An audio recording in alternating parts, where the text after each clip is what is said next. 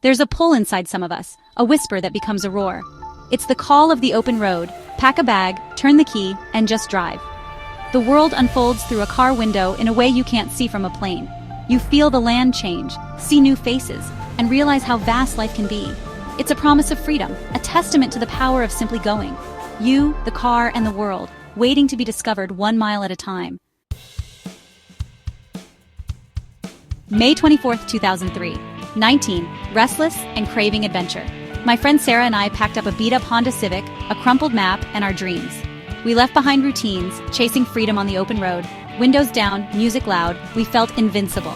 The Grand Canyon was our goal, but freedom was the real destination. That first road trip changed everything. The journey wasn't without challenges. Our only guide was a map. No GPS, no smartphones. One afternoon in Utah, we took a wrong turn onto a dusty, unpaved road. The sun was setting, gas tank low, panic rising. Just as fear set in, we saw a light, a small farmhouse. An old man on the porch looked at our map, chuckled, and pointed us in the right direction. He offered water and a reassuring smile, teaching us about the kindness of strangers. Even when you feel lost, help can appear in unexpected places. We found a gas station, filled up, and got back on the road, hearts full of gratitude. We reached the Grand Canyon at sunrise, speechless at its vast, silent beauty. The colors shifted as the sun climbed, making us feel small and at peace. All the wrong turns and cheap coffee were worth it for that one perfect moment. We had chased the horizon and found something breathtaking. The drive home was quieter. We were changed. The world seemed bigger but also more manageable. We'd faced the unknown and survived, relying on each other and the kindness of a stranger. I returned home with new confidence and quiet strength. That trip was more than a vacation. It was a beginning. It planted a seed of adventure that would keep growing. It was the first chapter in a longer story of exploration and self-discovery.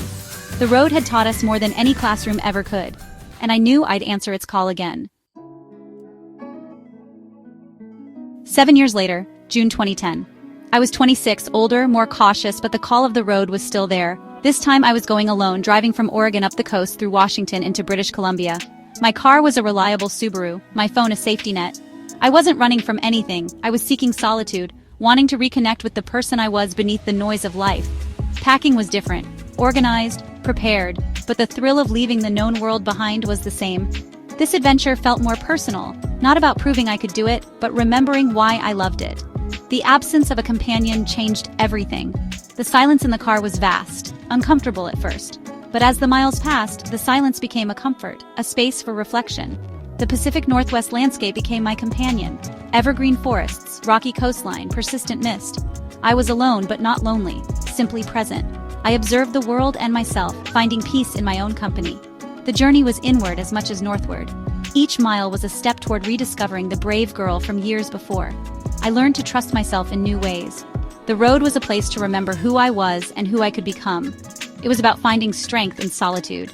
The adventure was quieter, but no less transformative. I was seeking, and slowly, I was finding. The open road was still my teacher. The Oregon coast was stunning. I stopped often, letting curiosity guide me. In a small town, I found a bookstore and talked with the owner about books, travel, and courage. That small connection felt as significant as any vista. The challenges this time were internal. No getting lost, just facing my own thoughts. Each small victory, pitching a tent in the rain, cooking a meal alone, hiking a daunting trail, built my confidence. Crossing into Canada felt momentous. The landscape in British Columbia was even more dramatic. I drove the sea-to-sky highway, every turn offering breathtaking views. At campsites, I met travelers from around the world. We shared stories around campfires, strangers connected by the journey. Reaching Whistler, I took a gondola up the mountain. From the top, the world spread out below, a panorama of peaks and valleys. I felt a profound sense of accomplishment. I had navigated roads, borders, and my own doubts to arrive here. The air was thin and clean. I stood there, just breathing, thinking of the 19-year-old at the Grand Canyon. She needed a friend to feel brave.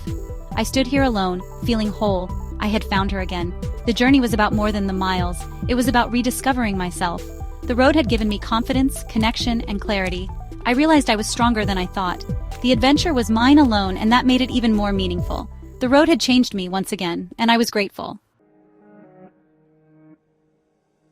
Looking back, those two trips are bookends to a formative chapter of my life.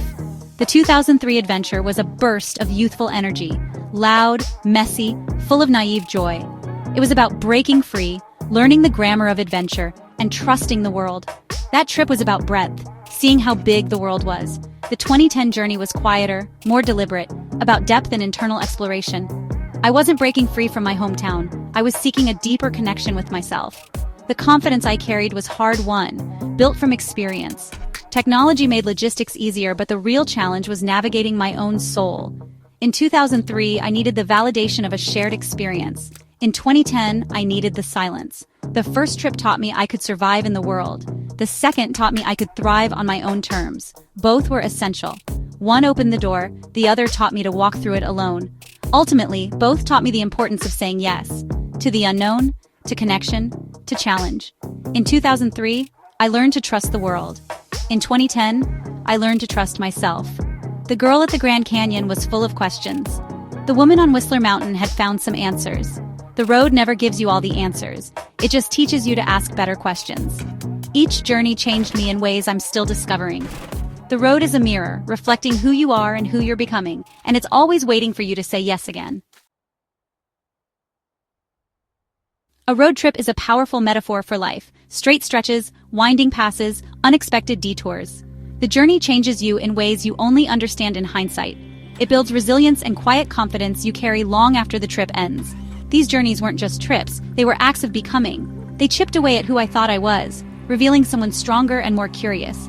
Courage isn't the absence of fear, but moving forward in spite of it. The landscape became a character in my story, teaching patience, perspective, and awe. Adventure doesn't have to be epic. It can be a drive to a new town, a hike, a conversation. The goal is to shake up your perspective and grow. The road reminds us the world is vast and full of wonder, and we are both small and significant. The call of the open road never really goes away. It's always waiting. Today, I'm older. I've taken other trips, but those two journeys remain pillars in my soul. The road is a faithful friend. It doesn't judge, it just waits. All you have to do is turn the key, trust the journey, and let the story unfold. The road goes on forever, and our story is written in the miles. From all of us here, goodbye.